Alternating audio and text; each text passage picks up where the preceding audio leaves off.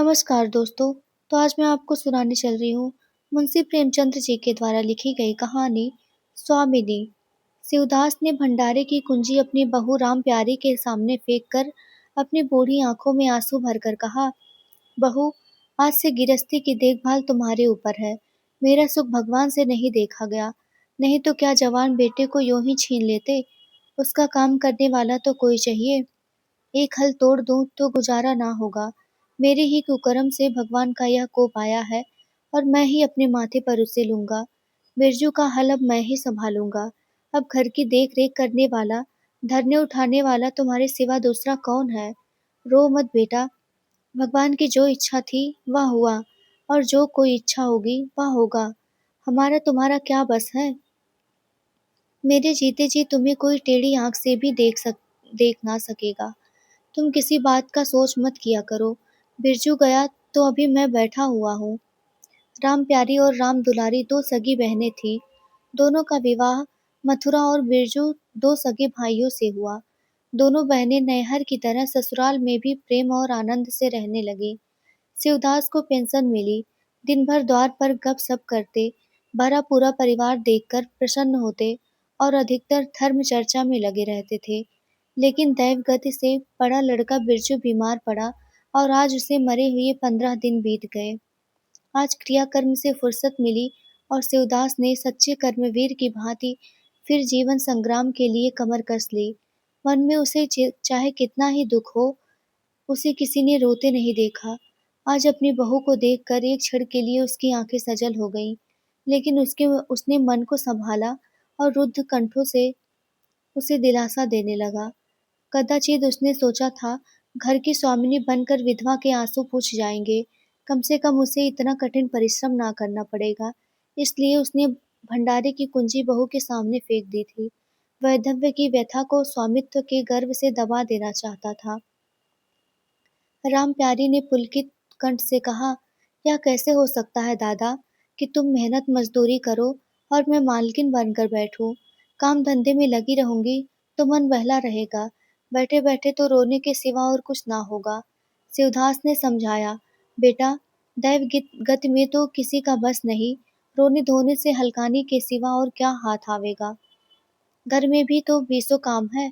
कोई साधु संत आ जाए, कोई पाहुना ही आ पहुंचे, तो उनकी सेवा सत्कार के लिए किसी को घर पर रहना ही पड़ेगा। बहू ने बहुत से हीले किए, पर शिवदास ने एक ना सुनी। शिवदास के बाहर चले जाने पर राम प्यारे ने कुंजी उठाई तो उसे मन में अपूर्व गौरव का उत्तरदायित्व का अनुभव हुआ। जरा देर के लिए पति वियोग का दुख उसे भूल गया। उसकी छोटी बहन और देवर दोनों काम करने गए हुए थे। शिवदास बाहर गया था। घर बिल्कुल खाली था। इस वक्त वह निश्चित होकर भंडारे को खोल सकती है। उसमें क्या क्या सामान है, क्या क्या विभूति है, यह देखने के लिए उसका मन लालायित हो उठा। इस घर में वह कभी न आई थी। जब कभी किसी को कुछ देना या किसी से कुछ लेना होता था, तभी शिवदास आकर इस कोठरी को खोला करता था। फिर उसे बंद कर वह ताली अपनी कमर में रख लेता था। राम प्यारी कभी कभी द्वार की दरारों के से भीतर झांकती थी, पर अंधेरे में कुछ ना दिखाई देता। सारे घर के लिए वह कोठरी तिलिस्म या रहस्य था, जिसके विषय में भांति भांति की कल्पनाएं होती रहती थी। आज राम प्यारी को वह रहस्य खोलकर देखने का अवसर मिल गया। उसने बाहर का द्वार बंद किया कि जैसे उसे भंडार खोलते कोई देख ना ले, नहीं तो सोचेगा बेजरूरत उसने क्यों खोला। तब आकर कांपते हुए हाथों से ताला खोला। उसकी छाती धड़क रही थी कि कोई द्वार ना खटखटाने लगे। अंदर पांव रखा तो उसे कुछ इसी प्रकार का, लेकिन उससे कहीं तीव्र आनंद हुआ, जो उसे अपने गहने कपड़े की पिटारी खोलने में होता था। मटकों में गुड़, शक्कर, गेहूं, जौ आदि चीजें रखी हुई थी। एक किनारे बड़े बड़े बर्तन धरे थे, जो शादी ब्याह के अवसर पर निकाले जाते थे या मांगे जाते थे। एक आले पर मालगुजारी की रसीदें और लेन देन के पुर्जे बंधे हुए रखे थे। कोठरी में एक विभूति सी छाई थी, मानो लक्ष्मी अज्ञात रूप से विराज हो। उस विभूति की छाया में राम प्यारी आधे घंटे तक बैठी अपनी आत्मा को तृप्त करती रही। प्रतिक्षण उसके हृदय पर ममत्व का नशा सा छाया जा रहा था। जब वह उस कोठरी से निकली तो उसके मन के संस्कार बदल गए थे। मानो किसी ने उस पर मंत्र डाल दिया हो। उसी समय द्वार पर किसी ने आवाज दी। उसने तुरंत भंडारे का द्वार बंद किया और जाकर सदर दरवाज खोल खोल दिया। देखा तो पड़ोसिन जुनिया खड़ी है और 1 रुपया उधार मांग रही है। राम प्यारी ने रुखाई से कहा, अभी तो 1 पैसा घर में नहीं है जीजी, क्रियाकर्म में सब खर्च हो गया। जुनिया चकरा गई। चौधरी के घर में इस समय 1 रुपया भी नहीं है। यह विश्वास करने की बात ना थी। जिसके यहाँ सैकड़ों का लेन देन है, वह सब कुछ क्रियाकर्म में नहीं खर्च कर सकता। अगर शिवदास ने बहाना किया होता तो उसे आश्चर्य ना होता। प्यारी तो अपने सरल स्वभाव के लिए गांव में मशहूर थी। अक्सर शिवदास की आंखें बचाकर पड़ोसियों को इच्छित वस्तुएं दे दिया करती थी। अभी कल ही उसने जानकी को सेर भर दूध दिया, यहाँ तक कि अपने गहने तक मांगे दे देती थी। कृपट शिवदास के घर में ऐसी सखरज बहू का आना गांव वाले अपने सौभाग्य की बात समझते थे। जुनिया ने चकित होकर कहा, ऐसा ना कहो जीजी, बड़े गाढ़े में पढ़कर आई हूँ। नहीं तुम जानती हो मेरी आदत ऐसी नहीं है। बाकी का 1 रुपया देना है। प्यादा द्वार पर खड़ा पग झक कर रहा है। रुपया दे दो तो किसी तरह यह विपत्ति टले। मैं आज के 8वें दिन आकर दे जाऊंगी। गांव में और कौन घर है जहाँ मांगने जाऊं। प्यारी टस से मस ना हुई। उसके जाते ही प्यारी सांझ के लिए रसोई पानी का इंतजाम करने लगी। पहले चावल दाल बिना अपाड़ मिलता लगता था और रसोई में जाना तो सूली पर चढ़ने से कम ना था। कुछ देर बहनों में झांव-झांव होती, तब से उदास आकर कहते कि आज रसोई ना बनेगी, तो 2 में से एक उठती और मोटे-मोटे टिक्कर लगाकर रख देती, मानो बैलों का रातिब हो। आज प्यारी तन मन से रसोई के प्रबंध में लगी हुई है। अब वह घर की स्वामिनी है। तब उसने बाहर निकलकर देखा कितना कूड़ा करकट पड़ा हुआ है। बुढ़ऊ दिन भर मक्खी मारा करते हैं। इतना भी नहीं होता कि जरा झाड़ू ही लगा दे। अब क्या इनसे इतना भी ना होगा? दौर चिकना होना चाहिए कि देखकर आदमी का मन प्रसन्न हो जाए। यह नहीं कि उबकाई आने लगे। अभी कह दूँ तो तिनक उठे। अच्छा, मुन्नी नाद से अलग क्यों खड़ी है? उसने मुन्नी के पास जाकर नाद में झांका। दुर्गंध आ रही थी। ठीक मालूम होता है महीनों से पानी ही नहीं बदला गया। इस तरह तो गाय रह चुकी। अपना पेट भर लिया, छुट्टी हुई और किसी से क्या मतलब। हाँ, दूध सबको अच्छा लगता है। दादा द्वार पर बैठे चिलम पी रहे हैं, मगर इतना नहीं होता कि 4 घड़ा पानी नाद में डाल दें। मजूर रखा है, वह भी 3 कौड़ी का। खाने को 1.5 सेर, काम करते नानी मरती हैं। आज आता तो पूछती हूँ, नाद में पानी क्यों नहीं बदला? रहना हो रहो या जाओ, आदमी बहुत मिलेंगे। चारों ओर तो लोग मारे मारे फिर रहे हैं। आखिर उससे ना रहा गया। घड़ा उठाकर पानी लाने चली। शिवदास ने पुकारा, पानी क्या होगा बहू, उसमें पानी भरा हुआ है। प्यारी ने कहा, नाद का पानी सड़ गया है। मुन्नी भूसी में मुंह नहीं डालती। देखते नहीं हो कोस भर पर खड़ी है। शिवदास मार्मिक भाव से मुस्कुराए और आकर बहू के हाथ से घड़ा ले लिया। कई महीने बीत गए। प्यारी के अधिकार में आते ही उस घर में जैसे वसंत आ गया। भीतर बाहर जहाँ देखिए किसी निपुण प्रबंधक के हस्त कौशल, सुविचार और सुरुचि के चिन्ह दिखते थे। प्यारी ने गृह यंत्र की ऐसी चाबी कस दी थी कि सभी पुर्जे ठीक ठाक चलने लगे थे। भोजन पहले से अच्छा मिलता था और समय पर मिलता था। दूध ज़्यादा होता है, घी ज़्यादा होता है और काम ज़्यादा होता है। प्यारी ना खुद विश्राम करती और ना दूसरों को विश्राम करने देती। घर में ऐसी बरकत आ गई है, जो चीज़ मांगो घर में ही मिल जाती। आदमी से लेकर जानवर तक सभी स्वस्थ दिखाई देते हैं। अब वह पहले की सी दशा नहीं है कि कोई चिथड़े लपेटे घूम रहा है, किसी को गहने की धुन सवार है। हाँ, अगर कोई रुग्ण और चिंतित तथा मलिन वेश में है, तो वह प्यारी है। फिर भी सारा घर उससे जलता है। यहाँ तक कि बूढ़े से उदास भी कभी-कभी उसकी बदगोई करते हैं। किसी को पहर रात रहे उठना अच्छा नहीं लगता।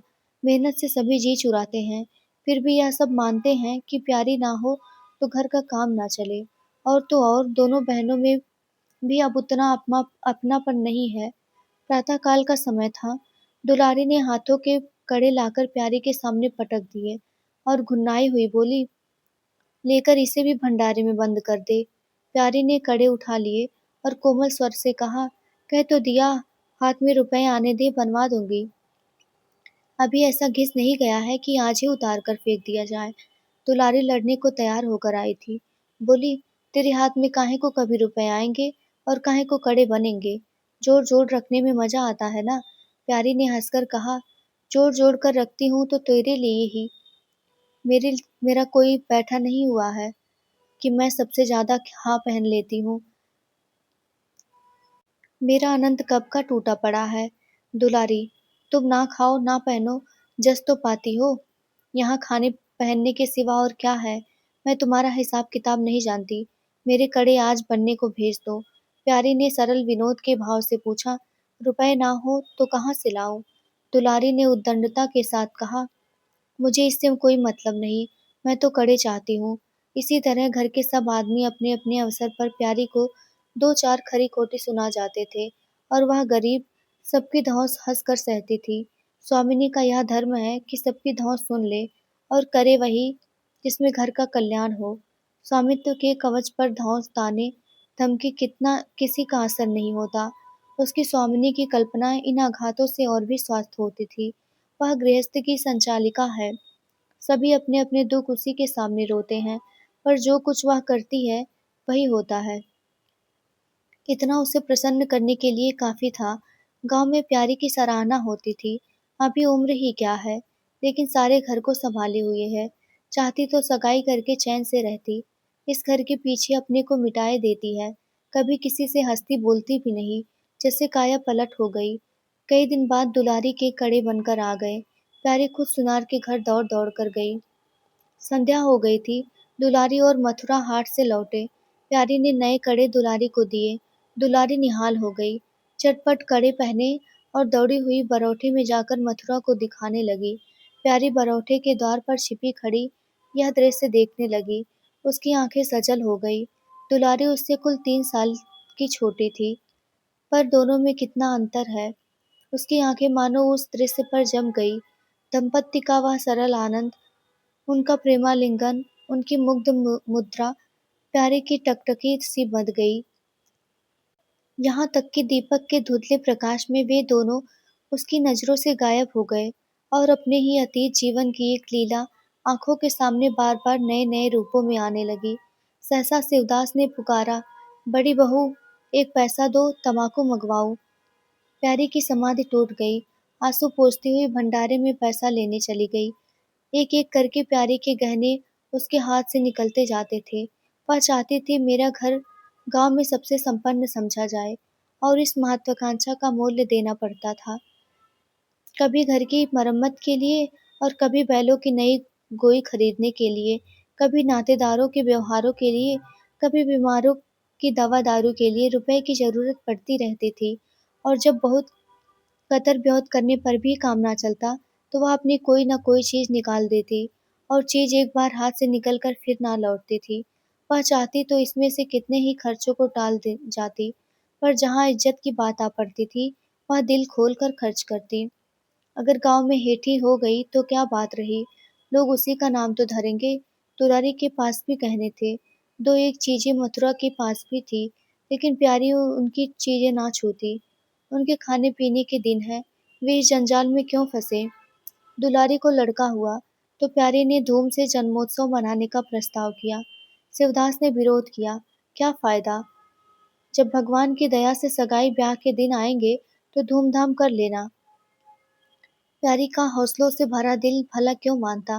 बोली, कैसी बात करते हो दादा, पहलौठे लड़के के लिए भी धूमधाम ना हुई तो कब होगी। मन तो नहीं मानता, फिर दुनिया क्या कहेगी। नाम बड़े दर्शन थोड़े, मैं तुमसे कुछ थोड़े मांगती हूँ, अपना सारा सरंजाम कर लूंगी, गहनों के माथे जाएगी और क्या। शिवदास ने चिंतित होकर कहा, इस तरह एक दिन धागा भी ना बचेगा। कितना समझाया, बेटा भाई भौजाई किसी के नहीं होते। अपने पास दो चीजें रहेंगी तो सब मुंह जोहेंगे, नहीं तो कोई सीधे बात भी ना करेगा। प्यारी ने ऐसा मुंह बनाया मानो वह एक ऐसी बूढ़ी बातें बहुत सुन चुकी हो, और बोली, जो अपने हैं वे भी ना पूछे तो भी अपने ही रहते हैं। मेरा धर्म मेरे साथ है, उनका धर्म उनके साथ है। मर जाऊंगी तो क्या छाती पर लाद ले जाऊंगी। धूमधाम से जन्मोत्सव मनाया गया। बरही के दिन सारी बिरादरी का भोज हुआ। लोग खा पीकर चले गए। प्यारी दिन भर की थकी मादी आंगन में एक टाट का टुकड़ा बिछाकर कमर सीधी करने लगी। आंखें झपक गई। मथुरा उसी वक्त घर में आया। नवजात पुत्र को देखने के लिए उसका चित्त व्याकुल हो रहा था। दुलारी सौर गृह से निकल चुकी थी। गर्भावस्था में उसकी देह क्षीण हो गई थी, मुंह भी उतर गया था, पर आज स्वस्थता की लालिमा मुख पर छाई हुई थी। सौर के संयम और पौष्टिक भोजन ने देह को चिकना कर दिया था। मथुरा उसे आंगन में देखते ही समीप आ गया और एक बार प्यारी की ओर ताककर उसके निद्रामग्न होने का निश्चय करके उसने शिशु को गोद में ले लिया और उसका मुंह चूमने लगा। आहट प्या आहट पाकर प्यारे की आंखें खुल गईं, पर उसने नींद का बहाना किया और रतकुली आंखों से यह आनंद क्रीड़ा देखने लगी। माता और पिता दोनों बारी-बारी से बालक को चूमते, गले लगाते और उसके मुख को निहारते थे। कितना स्वर्गीय आनंद था! प्यारे की तृषित लालसा एक क्षण के लिए स्वामिनी को भूल गई, जैसे लगाम से मुखबद्ध, बोझ से लदा हुआ, हाँकने वाले के चाबुक से पीड़ित, दौड़ते-दौड़ते बेदम तुरंग हिनहिनाने की आवाज़ सुनकर कनौतियाँ खड़ी कर लेता है और परिस्थिति को भूलकर एक दबी हुई हिनहिनाहट के साथ उसका जवाब देता है। कुछ वही दशा प्यारे की हुई। उसका मातृत्व, जो पिंजरे में बंद मूक निश्चेष्ट पड़ा हुआ था, समीप से आने वाली मातृत्व की चहकार सुनकर जैसे जाग पड़ा और चिंताओं के उस पिंजरे से निकलने के लिए पंख फड़फड़ाने लगा। माथुर ने कहा, यह मेरा लड़का है। दुलारी ने बालक को गोद में चिपटाकर कहा, हाँ क्यों नहीं, तुम्ही ने तो 9 महीने पेट में रखा है, सासत तो मेरी हुई। बाप कहलाने के लिए तुम कूद पड़े। मथुरा, मेरा लड़का ना होता तो मेरी सूरत का क्यों होता? चेहरा मोहरा रंग रूप सब मेरा सा ही तो है, कि नहीं है? दुलारी, इससे क्या होता है? बीज बनिए के घर से आता है, खेत किसान का होता है, उपज बनिए की नहीं होती, किसान की ही होती है। मथुरा, बातों में तुमसे कोई ना जीतेगा। मेरा लड़का बड़ा हो जाएगा तो मैं द्वार पर बैठकर मजे से हुक्का पिया करूंगा। दुलारी, मेरा लड़का पढ़े लिखेगा, कोई बड़ा हुद्दा बनाएगा। तुम्हारी तरह दिन भर बैल के पीछे पीछे ना चलेगा। मालकिन से कहना है कल एक पालना बनवा दे। मथुरा, अब बहुत सवेरे ना उठा करना और छाती फाड़कर काम भी ना करना। दुलारी, यह महारानी जीने देंगी? मथुरा, मुझे तो बेचारी पर दया आती है। उसके कौन बैठा हुआ है, हम ही लोगों के लिए मरती है। भैया होते तो अब तक 2-3 बच्चों की माँ हो गई होती। प्यारी के कंठ में आंसुओं का ऐसा वेग उठा कि उसे रोकने में सारी देह कांप उठी। उसका वंचित जीवन उसे मरुस्थल सा लगा, जिसकी सूखी रेत पर वह हरा भरा बाग लगाने की निष्फल चेष्टा कर रही थी। कुछ दिनों के बाद शिवदास भी मर गया। उधर दुलारी के 2 बच्चे और भी हुए। वह भी अधिकतर बच्चों के लालन पालन में व्यस्त रहने लगी। खेती का काम मजदूरों पर आ पड़ा। मथुरा मजदूर तो अच्छा था, संचालक अच्छा ना था। उसे स्वतंत्र रूप से काम लेने का कभी अवसर ना मिला। खुद पहले भाई की निगरानी में काम करता रहा, बाद को बाप की निगरानी में काम करने लगा। खेती का तार भी ना जानता था। वही मजूर उसके यहाँ टिकते थे, जो मेहनत नहीं खुशामद करने में कुशल होते थे।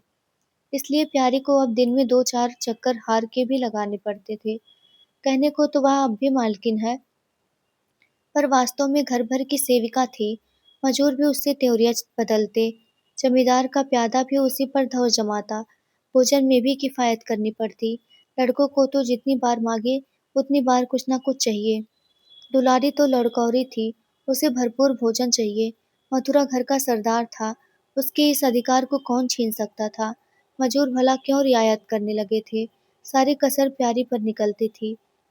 वही एक फालतू चीज थी, अगर आधा पेट खाए तो किसी को हानि ना हो सकती थी। 30 वर्ष की अवस्था में उसके बाल पक गए, कमर झुक गई, आंखों की ज्योत कम होने लगी, मगर वह प्रसन्न थी। स्वामित्व का गौरव इन सारे जख्मों पर मरहम का काम करता था।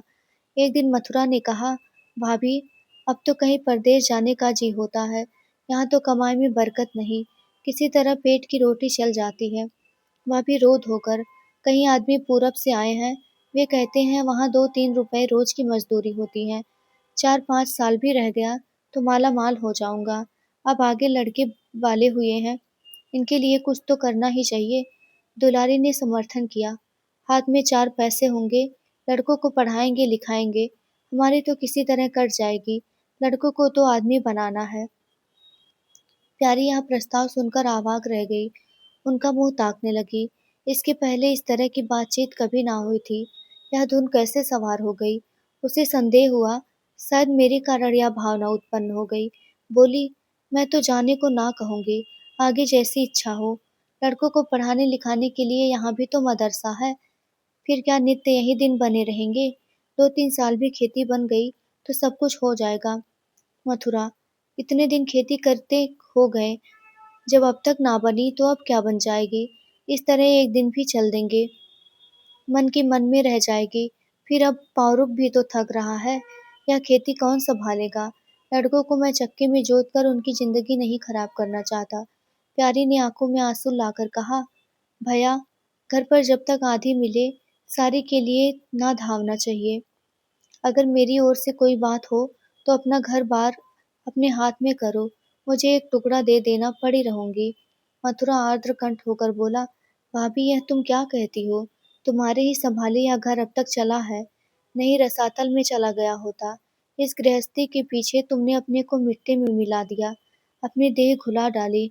मैं अंधा नहीं हूँ, सब कुछ समझता हूँ। हम लोगों को जाने दो, भगवान ने चाहा तो घर फिर संभल जाएगा। तुम्हारे लिए हम बराबर खर्च बरच भेजते रहेंगे। प्यारी ने कहा, जो ऐसा ही है तो तुम चले जाओ, बाल बच्चों को कहाँ कहाँ बांधे फिरोगे। दुलारी बोली, यह कैसे हो सकता है बहन? यहाँ देहात में लड़के क्या पढ़े लिखेंगे? बच्चों के बिना इनका भी वहाँ मन ना लगेगा। दौड़ दौड़ कर घर आएंगे और सारी कमाई रेल खा जाएंगे। परदेश में अकेले जितना खर्चा होगा, उतने में सारा घर आराम से रहेगा। प्यारी बोली, तो मैं ही यहाँ रहकर क्या करूँगी? मुझे भी लेते चलो। दुलारी उसे साथ ले चलने को तैयार ना थी। कुछ दिन जीवन का आनंद उठाना चाहती थी। अगर परदेश में भी यह बंधन रहा, तो जाने से फायदा ही क्या? बोली, बहन तुम चलती तो क्या बात थी, लेकिन फिर यहाँ का कारोबार और भी चौपट हो जाएगा। तुम तो कुछ ना कुछ देखभाल करती ही रहोगी। प्रस्थान की तिथि के एक दिन पहले ही राम प्यारी ने रात भर जागकर हलवा और पूरियां पकाई। जब से इस घर में आई, कभी एक दिन के लिए अकेले रहने का अवसर नहीं आया। दोनों बहनें सदा साथ रही। आज उस भयंकर अवसर को सामने आते देखकर प्यारी का दिल बैठा जाता था। वह देखती थी, मथुरा प्रसन्न है। बाल वृंद यात्रा के आनंद में खाना पीना तक भूले हुए हैं। तो उसके जी में आता, वह भी इसी भांति निर्द्वंद रहे, मोह और ममता को पैरों से कुचल डाले। किंतु वह ममता जिस खाद्यल को खा खाकर पली थी, उसे अपने सामने से हटाए जाते देखकर क्षुब्ध होने से ना रुकती थी। दुलारी दुलारी तो इस तरह निश्चिंत होकर बैठी थी, मानो कोई मेला देखने जा रही हो। नई नई चीजों को देखने, नई दुनिया में विचरने की उत्सुकता ने उसे क्रिया शून्य सा कर दिया था। प्यारी के सिरे सारे प्रबंध का भार था। धोबी के घर से सब कपड़े आए हैं या नहीं, कौन कौन से बर्तन जाएंगे साथ, सफर खर्च के लिए कितने रुपए की जरूरत है। एक बच्चे को खांसी आ रही थी, दूसरे को कई दिन से दस्त आ रहे थे। उन दोनों की औषधियों को पीसना कूटना आदि सैकड़ों ही काम व्यस्त किए हुए थे। लड़कोरी ना होकर भी वह बच्चों के लालन पोषण में दुलारी से कुशल थी। देखो, बच्चों को बहुत मारना पीटना मत, मारने से बच्चे जिद्दी या बेहया हो जाते हैं। बच्चों के साथ आदमी को बच्चा बन जाना पड़ता है। जो तुम चाहो कि हम आराम से पड़े रहें और बच्चे चुपचाप बैठे रहें, हाथ पैर ना हिलाएं, तो यह नहीं हो सकता। बच्चे तो स्वभाव के चंचल होते हैं, उन्हें किसी न किसी काम में फंसाए रखो। धेले का खिलौना हजार घुड़कियों से बढ़कर होता है। दुलारी उन उपदेशों को इस तरह बेमन होकर सुनती थी, मानो कोई सुनकर बक रहा हो। विदाई का दिन प्यारी के लिए परीक्षा का दिन था। उसके जी में आता था कि कहीं चली जाए, जिसमें वह दृश्य देखना ना पड़े। हाय, घड़ी भर में यह घर सोना हो जाएगा। वह दिन भर में अकेली पड़ी रहेगी, किससे हंसेगी बोलेगी, यह सोचकर उसका हृदय कांप जाता था। जो जो समय निकट आता था, उसकी वृत्तियां शिथिल हो जाती थी। वह कोई काम करते करते जैसे खो जाती थी और अब पलक नेत्रों से किसी वस्तु को ताकने लगती थी। कभी अवसर पाकर एकांत में जाकर थोड़ा सा रो आती थी। मन को समझा रही थी, यह लोग अपने होते तो क्या इस तरह चले जाते? यह तो मानने का नाता है। किसी पर कोई जबरदस्ती है। दूसरों के लिए कितना ही मरो, तो भी अपने नहीं होते। पानी तेल में कितना ही मिले, फिर भी अलग ही रहेगा। बच्चे नए-नए कुर्ते पहने नवाब बने घूम रहे थे। प्यारी उन्हें प्यार करने के लिए गोद लेना चाहती तो रोने का समूह बनाकर छुड़ाकर भाग जाते। वह क्या जानती थी कि ऐसे अवसरों पर बहुधा अपने बच्चे भी निष्ठुर हो जाते हैं। 10 बजते-बजते द्वार पर बैलगाड़ी आ गई। लड़के पहले ही से उस पर जा बैठे। गांव के कितने स्त्री-पुरुष मिलने आए। प्यारी को उस समय उनका आना बुरा लग रहा था। वह दुलारी से थोड़ी देर एकांत गले मिलकर रोना चाहती थी। मथुरा से हाथ जोड़कर कहना चाहती थी, मेरी खोज खबर लेते रहना। तुम्हारे सिवा मेरे संसार में है कौन? लेकिन इस भंभड़ में उसको इन बातों का मौका ना मिला। मथुरा और दुलारी दोनों गाड़ी में जा बैठे और प्यारी द्वार पर रोती खड़ी रह गई। वह कितनी विह्वल थी, गांव के बाहर तक पहुंचाने की भी उसे सुधि ना रही। कई दिन तक प्यारी मूर्छित सी पड़ी रही, ना घर से निकली, ना चूल्हा जलाया, ना हाथ मुंह धोया। उसका हलवाहा जोखू बार बार आकर कहता, मालकिन उठो, हाथ मुंह धो, कुछ खाओ पियो, कब तक इस तरह पड़ी रहोगी। इस तरह की तसल्ली गांव की और भी स्त्रियां देती थी, पर उनकी तसल्ली में एक प्रकार की ईर्ष्या का भाव छिपा हुआ जान पड़ता था। जोखू के ज्वर में सच्ची सहानुभूति झलकती थी। जोखू कामचोर, बातूनी और नशेबाज था। प्यारी उसे बराबर डांटती रहती थी। तो एक बार उसे निकाल भी चुकी थी, पर मथुरा के आग्रह से फिर रख लिया था। आज भी जोखू की सहानुभूति भरी बातें सुनकर प्यारी झुंझलाती, यह काम करने क्यों नहीं जाता, यह मेरे पीछे क्यों पड़ा हुआ है, मगर उसे झिड़क देने को जी नहीं चाहता था। उस उसे उस समय सहानुभूति की भूख थी। फल कांटेदार वृक्ष से भी मिले तो क्या उन्हें छोड़ दिया जाता है। धीरे धीरे क्षोभ का वेग कम हुआ, जीवन के व्यापार होने लगे। अब खेती का सारा भार प्यारी पर था। लोगों ने सलाह दी, एक हल तोड़ दो और खेतों को उठा दो, पर प्यारी का गर्व यों ढोल बजाकर अपनी पराजय स्वीकार ना करना था। सारे काम पूर्ववत चलने लगे। उधर मथुरा के चिट्ठी पत्र ना भेजने से उसके अभिमान को और भी उत्तेजना मिली। वह समझता है मैं उसके आश्रय बैठी हूँ। उसके चिट्ठी भेजने से मुझे कोई निधि ना मिल जाती। उसे अगर मेरी चिंता नहीं है तो मैं कब उसकी परवाह करती हूँ। घर में तो अब विशेष काम रहा नहीं। प्यारी सारे दिन खेती-बाड़ी करने में लगी रहती थी। खरबूजे बोए थे, वह खूब फले और बिके। पहले सारा दूध घर में खर्च हो जाता था, अब बिकने लगा। प्यारी की मनोवृत्तियों में भी एक विचित्र सा परिवर्तन आ गया। वह अब साफ कपड़े पहनती, माँ छोटे की ओर से भी उतनी उदासीन ना थी। आभूषणों में भी अब रुचि हुई। रुपए हाथ में आते ही उसने अपने गिरवी गहने छुड़ाए और भोजन भी संयम से करने लगी। सागर पहले खेतों को सींचकर खुद खाली हो जाता था, अब निकास की नालियां बंद हो गई थी। सागर में पानी जमा होने लगा और उसमें हल्की हल्की लहरें भी थी, खिले हुए कमल भी थे। एक दिन जोखू हार से लौटा तो अंधेरा हो गया था। प्यारी ने पूछा, अब तक वहां क्या करता रहा? जोखू ने कहा, क्या चार क्यारियां बच रही थी, मैंने सोचा 10 मोट और से खींच दूं, कल का झंझट कौन रखे। जोखू अब कुछ दिनों से काम में मन लगाने लगा था। जब तक मालिक उसके सिर पर सवार रहते थे, वह हीले बहाने करता था। अब सब कुछ उसके हाथ में था। प्यारी सारे दिन हार में थोड़ी ही रह सकती थी, इसलिए अब उसमें जिम्मेदारी आ गई थी। प्यारी ने लोटे का पानी रखते हुए कहा, अच्छा हाथ मुंह धो डालो, आदमी जान रखकर काम करता है, हाय हाय करने से कुछ नहीं होता। खेत आज ना होते कल होते, क्या जल्दी थी। जोखू ने समझा प्यारी बिगड़ रही है। उसने तो अपनी समझ में कारगुजारी की थी और समझना था तारीफ होगी। यहाँ आलोचना हुई। चिढ़कर बोला, मालकिन दाहिने बाएं दोनों ओर चलती हो, जो बात नहीं समझती हो उसमें क्यों कूदती हो। कल के लिए तो उचवा के खेत बड़े सूख रहे हैं। आज बड़ी मुश्किल से कुआं खाली हुआ था। सवेरे में पहुंचता तो कोई और आकर ना छेक लेता, फिर अठवारे तक राह देखनी पड़ती। कब तब तक तो सारी ऊख विदा हो जाती। प्यारी उसकी सरलता पर हंसकर बोली, अरे तो मैं तुझे कुछ कह थोड़ी रही हूँ पागल। मैं तो कहती हूँ कि जान रखकर काम कर, कहीं बीमार पड़ गया तो लेने के देने पड़ जाएंगे। जोखू, कौन बीमार पड़ जाएगा? मैं 20 साल में कभी सिर तक तो नहीं दुखा, आगे की नहीं जानता। कहो रात भर काम करता रहूं। प्यारी, मैं क्या जानूं, तुम ही अंतरे दिन बैठे रहते थे और पूछा जाता था तो कहते थे जोर आ गया है, पेट में दर्द था। जोखू झेपता हुआ बोला, वह बातें जब थी जब मालिक लोग चाहते थे कि इसे पीस डालें। अब तो जानता हूँ मेरे ही माथे हैं, मैं ना करूँगा तो सब चौपट हो जाएगा। प्यारी, मैं क्या देखभाल नहीं करती? जोखू, तुम बहुत करोगी, 2 बेर चली जाओगी, सारे दिन तुम वहाँ बैठी नहीं रह सकती। प्यारी को उसके निष्कपट व्यवहार ने मुग्ध कर दिया। बोली, तो इतनी रात गए चूल्हा जलाओगे? कोई सगाई क्यों नहीं कर लेते? जोखू ने मुंह धोते हुए कहा, तुम भी खूब कहती हो मालकिन, अपने भेट पेट भर को तो होता नहीं, सगाई कर लूं। 1.25 सेर खाता हूँ, 1 जून पूरा 1.25 सेर, दोनों जून के लिए 2 सेर चाहिए।